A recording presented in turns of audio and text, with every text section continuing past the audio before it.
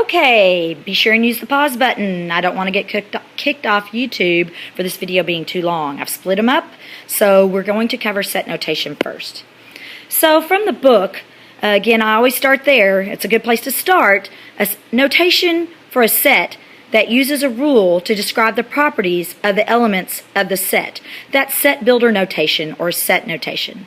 Well, that just seems so far out there, it's not really making sense to me, but it's stuff you've been doing since elementary school.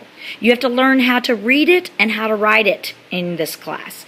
So, to read it or write it, over on the right, the example is most helpful. So we see over here on the example that it has brackets. Those funky brackets mean the set of.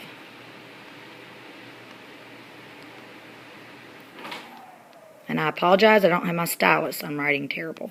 Okay, that means the set of. Then we see this line. That line means such as or such that. Okay, we're learning a whole different language, but it's really not that hard. And then, of course, you know the inequalities. Greater than, less than, greater than or equal to, less than or equal to. And that's what that line underneath means, or equal to. Okay, so application of this, using our example, the set of x, or all x, such that x is greater than 3, well, if we say that one, we would put a dot on our x-axis that is open. Open dot, and then it's greater than 3. That means it's going to go this way on my number line, which is to the right. And that would give us the set of all x such that x is greater than 3. Now, if it were to have x is greater than or equal to 3, that would mean we would close the circle and point it to the right. So here we have some more examples of set builder notation. This time it's not so open-ended where we're just going to the right of the number line or to the left of the number line.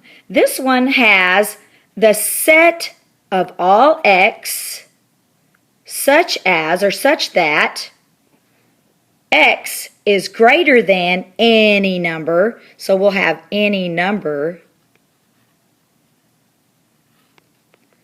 equal to, okay, and such that x is less than another number, so that would be b, and we'll have that one be 5, okay.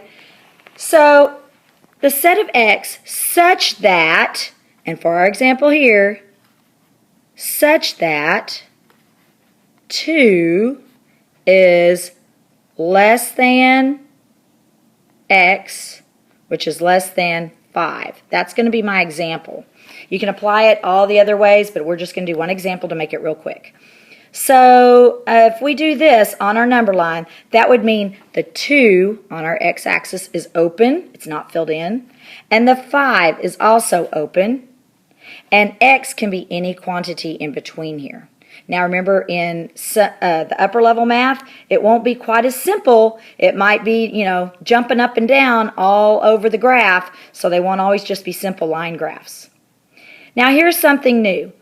Down below here, if you look at the set of x such that x and that funky e, that means element or part of. And that funky R, and sometimes it's written more in cursive, that means the real numbers. So if I were to say the set of x such that x is an element of the real numbers, and you Algebra 1 people, Algebra 2 people, pre-cal, any class will see this funky E come up weirdly on a test. It just means element of. And some people might want to just kind of put this in parentheses. It doesn't really mean this, but in your brain you might just want to say equals, okay? Because it kind of does mean the same thing. Element of, it equals, it's part of the real numbers. Well, where are the real numbers on our number line? They cover the whole number line and doesn't leave any number out.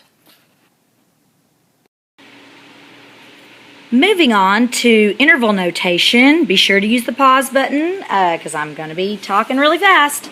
Interval notation in the big math way is a way of writing the set of all real numbers between two endpoints. The symbols of the square bracket are used to include an endpoint in an interval, and the symbols of parentheses are used to exclude an endpoint from an interval.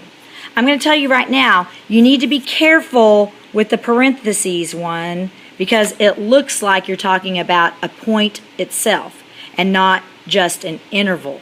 So just be careful with the parentheses one. Make sure you read directions carefully when they're asking you for an answer. So looking over to the right, all that wordy stuff just means the square brackets, that means it includes the number.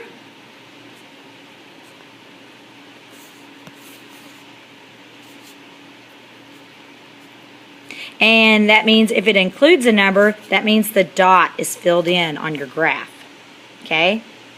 And the parentheses means that it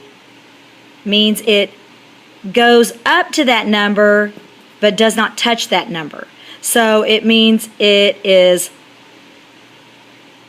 all but some number. And on a graph, that means it's the open circle. So I'm going to zero in on the right. On set notation, set builder notation, I did the first one. On interval notation, I'm going to review this one. Okay? I'm not going to go over so much the set builder notation as much as I am the interval notation. So we look at some number A, that is 2, just like we did in set builder, and some number B, that is 5, just like in set builder notation. So I'm looking at parentheses A, comma, oops, I should just use my numbers. How about parentheses 2, comma, 5 with a square bracket. That would mean on our number line, and I'm starting really easy here, open circle at 2, closed circle at 5, and everything in between there. And of course, in Algebra 1, 2, and Pre-Cal, these graphs may be doing a lot of movement in between those 2 points. So they're not always this easy.